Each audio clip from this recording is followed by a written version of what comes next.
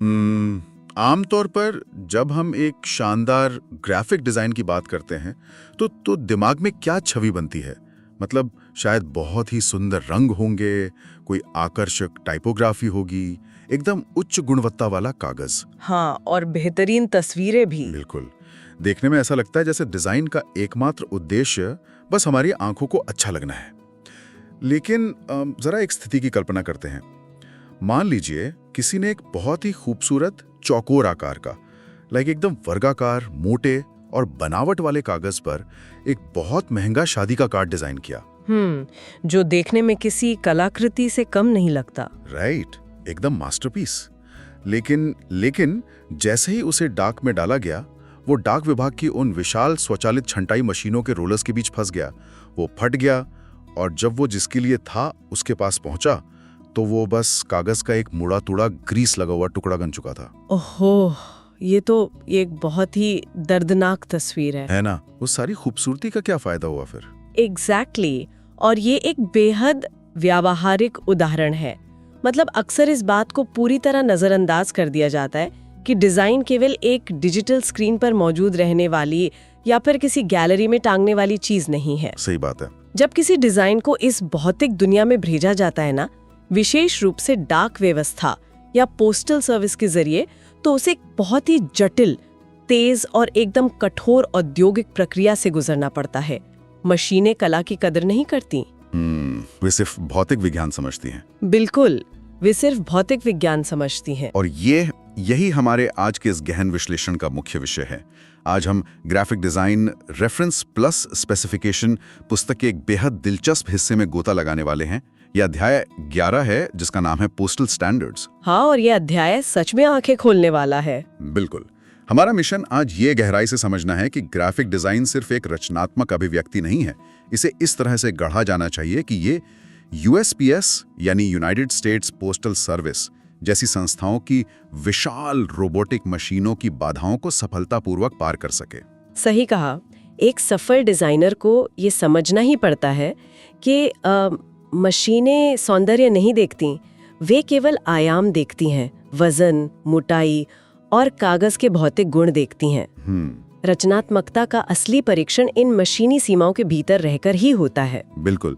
तो चर्चा में और गहराई तक जाने से पहले एक छोटी सी बात। जो भी लोग इस तरह के ज्ञानवर्धक और विश्लेषणात्मक विषयों में रुचि रखते हैं, उनके लिए इस चैनल को सब्सक्राइब करना एक बेहतरीन कदम होगा। हाँ, और अगर इस पुस्तक की भौतिक प्रति मतलब फिजिकल कॉपी किसी को अपनी लाइब्रेरी में शामिल करनी है, तो स्क्रीन पर एक QR कोड दिख रहा होगा जिसे स्कैन किया जा सकता है, या फिर नीचे दिए गए पुस्तक के लिंक का भी उपयोग किया जा सकता है। तो चलिए अब सीधे इस औद्योगिक और रचनात्मक दुनिया के टकराव को समझते हैं।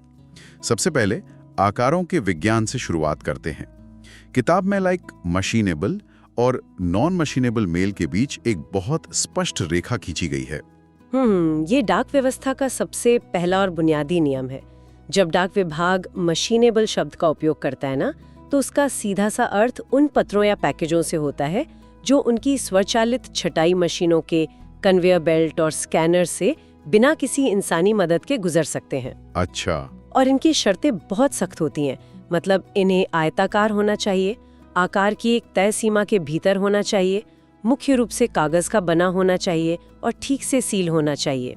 और इसका सबसे बड़ा फायदा यह है कि मशीनेबल चीजों पर डाक का खर्च काफी कम आता है, राइट? बिल्कुल, लागत का अंतर बहुत बड़ा होता है। तो इसे समझने के लिए मेरे दिमाग में एक बहुत ही सटीक उपमा आ रही है। मान लीजिए कि किसी एक विशेष हाईवे के लिए एक कार डिजाइन की जा रही है। ठीक है। अगर उस कार की चौड़ाई हाईवे के टोल बूथ से 1 इंच भी ज्यादा होगी तो क्या होगा? वो कार टोल बूथ में फंस जाएगी। हाँ, और उसे निकालने के लिए क्रेन बुलानी पड़ेगी। एग्जैक्टली। इसका मतलब है अतिरिक्त समय और भारी जुर्माना। ठीक इसी तरह अगर किसी डिजाइनर ने अपनी कलात्मकता दिखाने के लिए एक गोल, तिकोना या फिर एकदम वर्गाकार कार्ड बना दिया, तो वो नॉन मशीनेबल हो जाएगा। लेकिन एक वर्गाकार कार्ड से मशीन को क्या परेशानी हो सकती है? वो तो सीधा ही होता है। परेशानी उसके अनुपात में है। देखिए, मशीनें लिफाफों को बहुत तेज गति से आगे बढ़ाती हैं, लगभग 40 मील प्रति घंटे की रफ्तार से। बाप रे, 40 मील प्रति घंटे? हाँ, तो वे आयताकार आकार के संतुलन पर निर्भर करती हैं ताकि लिफाफा बेल्ट पर सीधा खड़ा रह सके। एक वर्गाकार लिफाफा मशीन के रोलर्स के बीच जाते ही अपना संतुलन खो सकता है। अच्छा, क्योंकि उसकी लंबाई और चौड़ाई बराबर होती है। बिल्कुल, वो घूम सकता है जिससे मशीन जैम हो सकती है। नॉन मशीनेबल श्रेणी में वे सभी चीजें आती हैं जो ट्यूब के आकार की हैं, अजीब कटी हुई हैं जिन्हें हम डाई कट कहते हैं, या जिनका वजन असमान रूप से बटा हुआ है। तो जब कोई चीज मशीन में नहीं जा सकती तो फिर क्या होता है? तो मशीन उसे एक अलग डब्बे में धकेल देती है। फिर एक इंसान को आकर उसे अपने हाथों से पढ़ना और छांटना पड़ता है। और जहाँ इंसानी मेहनत और समय लगता है, वहाँ लागत अचानक कई गुना बढ़ जाती है। ओहो। इसी वजह से डिजाइनर के क्लाइंट पर भारी सरचार्ज थोप दिया जाता है। तो एक डिजाइनर को किन बुनियादी आकारों का आधार मानना चाहिए? इस अध्याय में 4 मुख्य श्रेणियों का विस्तार से जिक्र किया गया है। पहला है पोस्ट कार्ड, जो बिना किसी लिफाफे के एक साधारण कार्ड स्टॉक होता है। हाँ। दूसरा है लेटर या पत्र, जिसका अधिकतम वजन 3.3 आउंस तक होना चाहिए। जी। और तीसरी श्रेणी लार्ज एनवेलप या फ्लैट्स की आती है। ये आम पत्रों से बड़े होते हैं, लाइक कोई मैगजीन या बड़ा कैटलॉग। अच्छा, इनकी सीमाएं क्या हैं? फर्स्ट क्लास मेल के लिए इनका अधिकतम वजन 13 आउंस और स्टैंडर्ड मेल के लिए 16 आउंस तक हो सकता है। और चौथी और अंतिम श्रेणी पैकेज की है। पैकेज मतलब कोई बॉक्स? हाँ, जो त्रि-आयामी बॉक्स हो सकता है, बहुत मोटा लिफाफा हो सकता है, या कोई ट्यूब हो सकती है। कोई भी रचनात्मक काम शुरू करने से पहले डिजाइनर को सबसे पहले यह तय करना होता है कि उसका काम इन 4 में से किस सांचे में बिना किसी परेशानी के फिट बैठेगा। ये तो बहुत तार्किक है। आकार और श्रेणी तो समझ आ गई, लेकिन मान लीजिए कि कोई कंपनी एक साथ 5000 कैटलॉग या ब्रोशर भेज रही है। जब इतनी बड़ी मात्रा या थोक में चीजें भेजी जाती हैं, जिसे बल्क मेल कहते हैं, तो क्या डाक विभाग सिर्फ वजन के हिसाब से पैसे लेता है? नहीं। या लिफाफे के अंदर क्या है, इसका भी कोई फर्क पड़ता है? क्योंकि जब हजारों की संख्या में छपाई और मेलिंग हो रही हो, तो बजट सबसे अहम हो जाता है। हाँ, यहाँ दरें तय करने का पूरा एक विज्ञान काम करता है। डाक विभाग केवल वजन नहीं देखता, वह मात्रा, डिलीवरी की गति और सामग्री की प्रकृति का भी विश्लेषण करता है। अगर हमें कोई चीज बहुत जल्दी पहुंचानी हो तो घरेलू डाक में एक्सप्रेस सेवा 1 से 2 दिन की गारंटी देती है और प्रायोरिटी मेल 2 से 3 दिन लेता है। लेकिन व्यावसायिक डिजाइनर्स और मार्केटिंग एजेंसीज के लिए असली खेल थोक दरों में छिपा होता है। लेकिन थोक दरों को लेकर एक उलझन है दिमाग में। क्या? अगर कोई डाक विभाग को एक साथ 5000 लिफाफे दे रहा है तो वो उनका बहुत बड़ा ग्राहक हुआ, राइट? हाँ, बिल्कुल। तो ऐसे में तो डाक विभाग को उन्हें प्रीमियम सेवा देनी चाहिए। लेकिन किताब बताती है कि नियमों के अनुसार थोक छूट पाने के लिए ग्राहक को ही बहुत सारा काम खुद करना पड़ता है। ऐसा क्यों? यह एक बहुत ही तार्किक सवाल है। इसका कारण है डाक विभाग के पास रोजाना आने वाला करोड़ों पत्रों का सैलाब। स्टैंडर्ड मेल में थोक छूट पाने के लिए कम से कम 200 पीस या 50 पाउंड का वजन अनिवार्य है। फर्स्ट क्लास मेल में ये सीमा 500 पीस की है। अच्छा। अब डाक विभाग छूट तभी देता है जब भेजने वाला उनका कुछ काम हल्का कर दे। इसे प्री सॉर्टिंग कहते हैं। मतलब पहले से छांटना। एग्जैक्टली।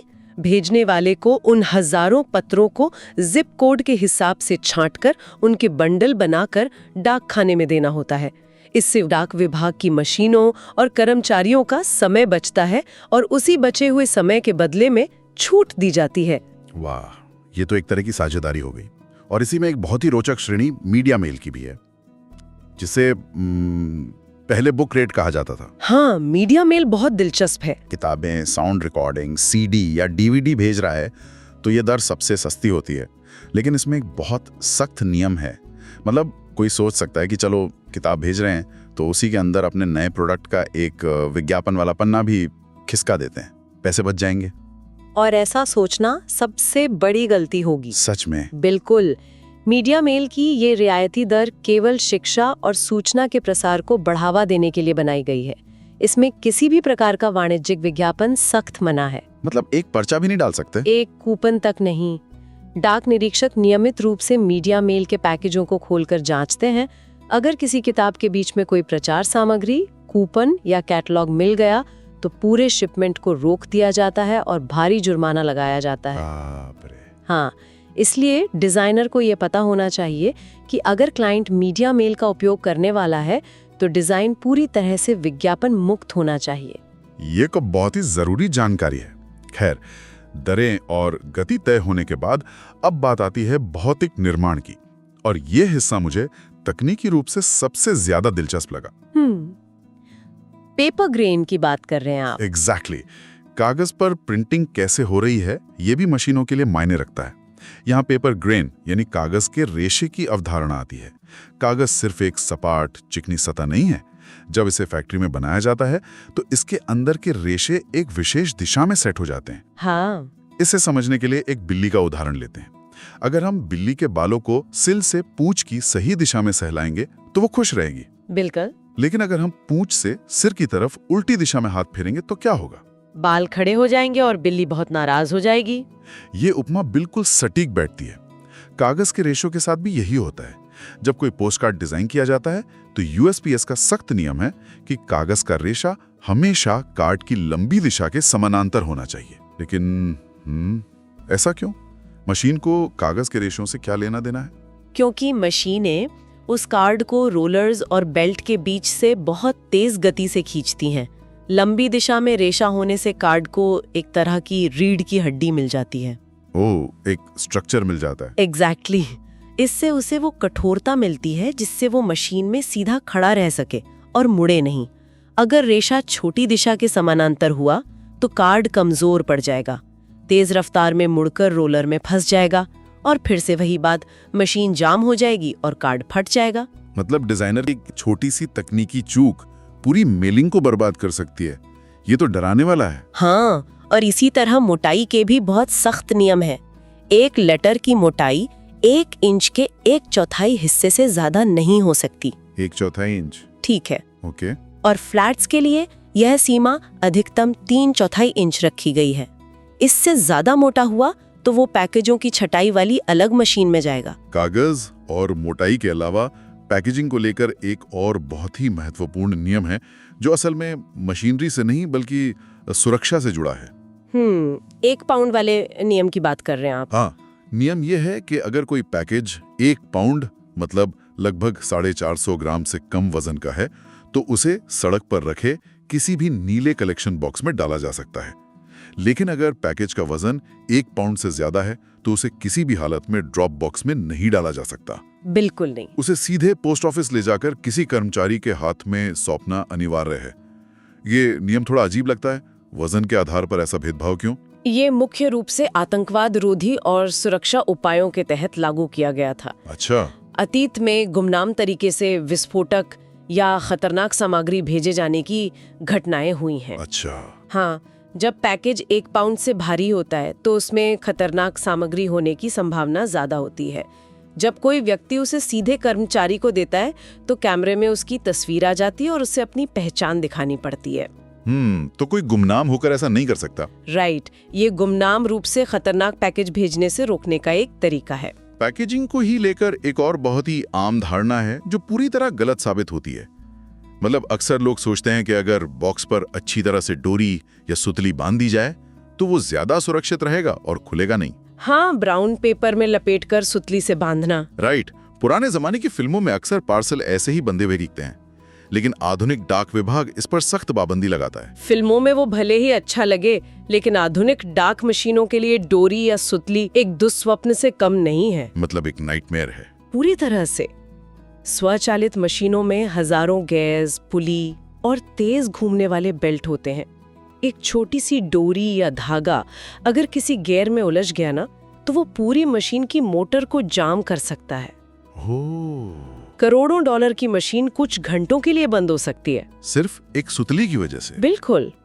इसीलिए स्पष्ट निर्देश है कि बॉक्स को सील करने के लिए केवल 2 इंच चौड़े प्लास्टिक या कागज के टेप का उपयोग किया जाना चाहिए। कोई रस्सी नहीं, कोई अजीबोगरीब गोंद नहीं, सिर्फ साफ और चिकनी सीलिंग। वाह, ये तो हुई घरेलू डाक व्यवस्था और मशीनों की बात। लेकिन अगर डिजाइन का दायरा अंतर्राष्ट्रीय हो या मान लीजिए किसी के पास कोई ओरिजिनल आर्ट वर्क है या बेहद संवेदनशील कानूनी दस्तावेज है जिसकी कीमत हजारों डॉलर है, तो क्या उसे सामान्य मेल के भरोसे नीले बॉक्स में डाल देना समझदारी है? बिल्कुल नहीं। ऐसे महत्वपूर्ण और संवेदनशील मामलों के लिए अतिरिक्त सेवाएं या एक्स्ट्रा सर्विसेज मौजूद हैं। अच्छा, अगर दस्तावेज या वस्तु बहुत कीमती है तो रजिस्टर्ड मेल सबसे सुरक्षित और बेहतरीन विकल्प है। ये व्यवस्था अधिकतम सुरक्षा प्रदान करती है। इसे यात्रा के हर कदम पर ताले और चाबी के नीचे रखा जाता है। मतलब सच में तिजोरी जैसी सुरक्षा। हाँ, वॉल्टेड सिक्योरिटी। इसके अलावा इसमें $25,000 तक का बीमा भी जोड़ा जा सकता है। $25,000? और एक सर्टिफाइड मेल भी होता है क्या? वो भी इतना ही सुरक्षित है? मतलब दोनों में क्या अंतर है? ये एक अच्छा सवाल है। सर्टिफाइड मेल का मुख्य उद्देश्य तिजोरी जैसी सुरक्षा देना नहीं है, बल्कि प्रमाण उपलब्ध कराना है। प्रमाण? मतलब प्रूफ? हाँ, ये कानूनी रूप से इस बात का सबूत देता है कि मेल कब भेजा गया और प्राप्तकर्ता ने उसे कब लिया। इसमें डिलीवरी की पुष्टि होती है, लेकिन रजिस्टर्ड मेल की तरह इसे हर समय ताले में नहीं रखा जाता और ना ही इसमें भारी बीमा होता है। समझ गया। और अंतर्राष्ट्रीय स्तर की बात करें तो ग्लोबल एक्सप्रेस गारंटीड जैसी सेवाएं हैं जो 2 से 3 दिन में 200 से अधिक देशों में डिलीवरी सुनिश्चित करती हैं। बिल्कुल। और ग्लोबल प्रायोरिटी मेल के जरिए 4 पाउंड तक के पैकेजों को 51 देशों तक पहुंचाया जा सकता है। COD और रिटर्न रिसीट जैसी सेवाएं भी हैं। लेकिन एक डिजाइनर के नजरिए से इन सेवाओं का क्या मतलब है? एक ग्राफिक डिजाइनर के लिए इसका बहुत बड़ा मतलब है। इन अतिरिक्त सेवाओं के लिए लिफाफे या पैकेज पर विशेष स्टिकर, बड़े बारकोड्स और मुहर लगाने की जरूरत होती है। तो इसके लिए जगह छोड़नी पड़ेगी? एग्जैक्टली। इसके लिए डिजाइन में पर्याप्त खाली जगह, जिसे क्लियर स्पेस कहते हैं, छोड़नी पड़ती है। मान लीजिए किसी डिजाइनर ने लिफाफे को किनारे से किनारे तक बेहद खूबसूरत डार्क पैटर्न से भर दिया है। देखने में तो बहुत अच्छा लगेगा। लेकिन अब पोस्टल वर्कर वो बड़ा सा लाल रंग का रजिस्टर्ड मेल का स्टिकर कहाँ चिपकाएगा? अगर जगह नहीं होगी तो वो स्टिकर आपके मुख्य डिजाइन के बीचों बीच लगा दिया जाएगा, जो पूरी मेहनत पर पानी फेर देगा। ये सच में सोचने वाली बात है। डिजाइन को केवल देखने वाले की आंखों के लिए नहीं, बल्कि उन अतिरिक्त स्टिकर्स और बारकोड्स के लिए भी जगह देनी चाहिए। और मुझे लगता है यही से इंसानों और मशीनों की दृष्टि का सबसे बड़ा टकराव शुरू होता है। कैसे? मतलब डिजाइनर्स अक्सर टाइपोग्राफी के साथ प्रयोग करना पसंद करते हैं, लेकिन पते की छपाई में ये कलात्मकता भारी पड़ सकती है। अगर पते को इतना कलात्मक बना दिया जाए कि रोबोटिक स्कैनर उसे पढ़ ही ना पाए तो क्या होगा? यहाँ सौंदर्य को मशीन की व्यावहारिकता के सामने पूरी तरह झुकना पड़ता है। जब कोई लिफाफा मशीन से गुजरता है तो एक ऑप्टिकल कैरेक्टर रिकग्निशन स्कैनर यानी OCR स्कैनर उस पते को पढ़ता है और उसे जिप कोड में बदलता है। स्वचालित दरों की छूट का लाभ उठाने के लिए लिफाफे पर बारकोड का होना अनिवार्य है, चाहे वो डिलीवरी पॉइंट बारकोड हो या ZIP+4। और ये OCR स्कैनर कोई इंसान तो है नहीं जो अंदाजा लगा ले कि शायद ये A लिखा है या H लिखा है। इसके लिए पते की छपाई के नियम बहुत कड़े हैं। स्याही का रंग गहरा होना चाहिए और बैकग्राउंड सफेद या बहुत हल्का पेस्टल रंग का होना चाहिए। हाँ, कंट्रास्ट बहुत जरूरी है। लेकिन सबसे दिलचस्प नियम यह है कि स्याही गैर धात्विक होनी चाहिए, मतलब नॉन मेटालिक। अगर किसी डिजाइनर ने शादी के कार्ड पर चमकदार सिल्वर या गोल्ड स्याही से पता लिख दिया तो वो मशीन के लिए अदृश्य हो जाता है। ऐसा क्यों? क्योंकि स्कैनर तेज रोशनी डालकर अक्षरों को पढ़ता है, कैमरे के फ्लैश की तरह। अच्छा। चमकदार या धात्विक स्याही उस रोशनी को आईने की तरह रिफ्लेक्ट करके वापस स्कैनर के कैमरे पर ही फेंक देती है। इससे कैमरा चकाचौंध हो जाता है, मतलब वो ब्लाइंड हो जाता है। अरे बाप रे। और धब्बा दिखाई देता है। यही कारण है कि स्याही हमेशा मैट और जल्दी सूखने वाली होनी चाहिए, ताकि तेज रोलर्स के बीच वो फैले ना। ये तो बहुत ही टेक्निकल है। एक और बात है, यदि पूरे लिफाफे या डिजाइन पर ग्लॉस वॉर्निश का इस्तेमाल किया गया है तो पते वाली जगह को वॉर्निश से पूरी तरह मुक्त रखना होगा। चमकदार सतहों पर स्कैनर बिल्कुल काम नहीं करते। एक और नियम जो बहुत हैरान करता है वो है पते के तिरछा होने की सीमा। किताब के अनुसार नियम कहता है कि पता 5 डिग्री से ज्यादा तिरछा नहीं होना चाहिए। हाँ, 5 डिग्री स्लांट रूल। कई बार डिजाइनर पते को थोड़ा सा कैजुअल या मजेदार लुक देने के लिए उसे तिरछा कर देते हैं। इसमें मशीन को क्या परेशानी है? परेशानी OCR स्कैनर के काम करने के तरीके में है। स्कैनर एक बहुत ही सख्त क्षैतिज और ऊर्ध्वाधर ग्रिड में पिक्सल को पढ़ता है, मतलब हॉरिजॉन्टल और वर्टिकल ग्रिड में। ठीक है। जब अक्षर सीधे होते हैं तो वो इस ग्रिड में आसानी से फिट हो जाते हैं, लेकिन जब टेक्स्ट 5 डिग्री से ज्यादा तिरछा होता है तो एक ही अक्षर कई ग्रिड लाइनों को पार करने लगता है। मशीन का एल्गोरिदम भ्रमित हो जाता है कि वो A पढ़ रहा है या कोई और आकार। और जब मशीन भ्रमित होती है तो वो उसे रिजेक्ट करके नॉन मशीनेबल डिब्बे में डाल देती है। जो कि बहुत महंगा पड़ता है। और जब हम बिजनेस रिप्लाई मेल की बात करते हैं तो वहां डिजाइनर की आजादी लगभग शून्य ही हो जाती है। एकदम जीरो। बिजनेस रिप्लाई वो लिफाफा या कार्ड होता है जिसे ग्राहक बिना कोई डाक टिकट लगाए वापस कंपनी को भेजता है और इसका पूरा खर्च कंपनी उठाती है। बिल्कुल, इस मामले में रचनात्मकता के लिए कोई जगह नहीं होती। इंडिशिया यानी वो ऊपरी कोना जहां पोस्टेज पेड लिखा होता है, और FIM जो कि लिफाफे के किनारे पर बनी वर्टिकल काली लकीरें होती हैं, हाँ, वो छोटी छोटी काली लाइनें नहीं होती। लेकिन ये FIM, जिसे फेसिंग आइडेंटिफिकेशन मार्क कहते हैं, कि काली लकीरें इतनी महत्वपूर्ण क्यों हैं? ये तो सिर्फ कुछ बारकोड जैसी लाइनें हैं। ये लकीरें दरअसल मशीन को दिशा बताती हैं, मतलब ओरिएंटेशन।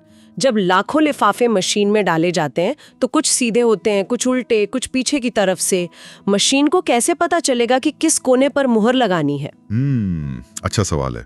मशीन का स्कैनर सबसे पहले उन FIM लकीरों को ढूंढता है। जहां वो लकीरें होती हैं, मशीन समझ जाती है कि यही लिफाफे का ऊपरी दाहिना हिस्सा है और वो उसे तुरंत सही दिशा में घुमाकर मुहर लगा देती है। अगर ये लकीरें थोड़ी भी गलत छपी हों तो मशीन लिफाफे को उल्टा समझ लेगी। इतने सारे जटिल मिलीमीटर के स्तर के सख्त नियम, रेशों की दिशा, धात्विक स्याही पर पाबंदी, ये सब सुनकर कोई भी नया डिजाइनर घबरा सकता है। मतलब ऐसा लग सकता है कि अगर थोड़ी सी भी गलती हुई तो क्लाइंट के लाखों रुपए छपाई में बर्बाद हो जाएंगे। हाँ, ये सच में डराने वाला हो सकता है। लेकिन अच्छी बात यह है कि इस चक्रव्यूह से निकलने के लिए इंसानी मदद उपलब्ध है। जी हाँ, डाक विभाग का लक्ष्य मेल को रिजेक्ट करना नहीं है, क्योंकि रिजेक्ट होने से उनकी मशीनें रुकती हैं और उनका भी काम बढ़ता है। इसी समस्या को सुलझाने के लिए हर बड़े शहर में डाक विभाग का अपना मेल पीस डिजाइन एनालिस्ट होता है, जिसे शॉर्ट में MPA कहते हैं। और श्रोताओं के लिए सबसे राहत की बात यह है कि यह एक मुफ्त सेवा है। कोई भी डिजाइनर अपना डिजाइन प्रिंटिंग प्रेस में भेजने से पहले उसका एक डमी या प्रोटोटाइप बनाकर MPA के पास ले जा सकता है। बिल्कुल। वे विशेषज्ञ इसे अपनी मशीनों के मानकों पर परत है।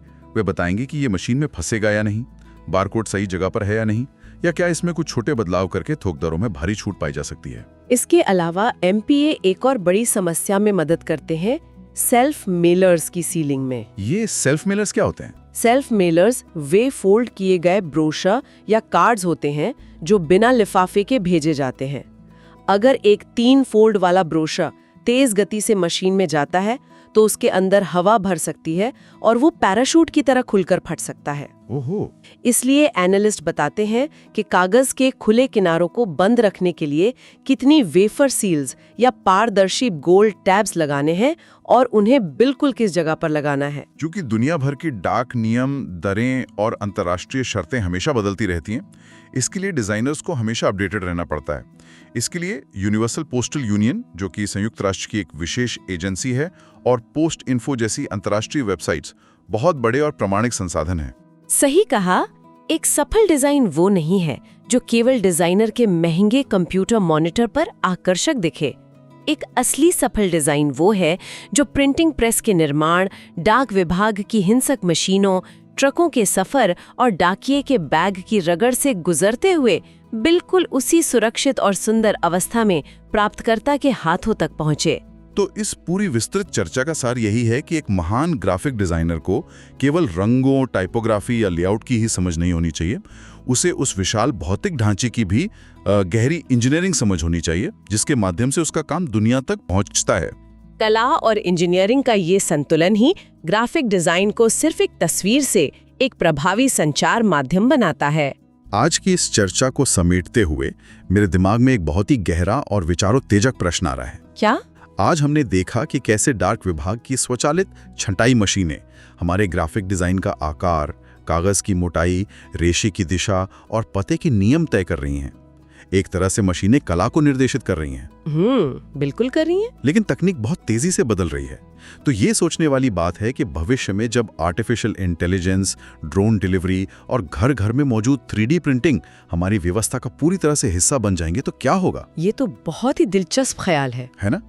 क्या हम आज की तरह फिजिकल मेल या लिफाफे भेजना पूरी तरह बंद कर देंगे, या फिर ऐसा होगा कि हमारा भेजा गया डिजिटल डिजाइन सीधे प्राप्तकर्ता के घर में रखे किसी एडवांस 3D प्रिंटर में जाएगा और वहीं उनके लिविंग रूम में एक भौतिक मेल के रूप में प्रिंट होकर निकलेगा? वाह! और अगर ऐसा भविष्य आता है तो क्या तब डिजाइन के नियम और सीमाएं कोई डाक विभाग तय करेगा, या फिर हमारे घर के उस 3D प्रिंटर की तकनीकी क्षमताएं तय करेंगी? यह एक बेहद शानदार सवाल है जो हमें ये सोचने पर मजबूर करता है कि बुनियादी ढांचा, चाहे जो भी हो, डिजाइन को हमेशा अपने भौतिक माध्यम के अनुसार ही खुद को ढालना पड़ता है। बिल्कुल। आज के इस गहन विश्लेषण में हमारे साथ बने रहने के लिए बहुत बहुत धन्यवाद। उम्मीद है कि अगली बार जब कोई भी लिफाफा, कैटलॉग या अजीब आकार का शादी का कार्ड हाथ में आएगा तो उसके पीछे काम कर रही वो अदृश्य इंजीनियरिंग और कड़े नियमों की कहानी जरूर याद आएगी। सुरक्षित रहें, जिज्ञासु बने रहें और नई चीजें सीखते रहें।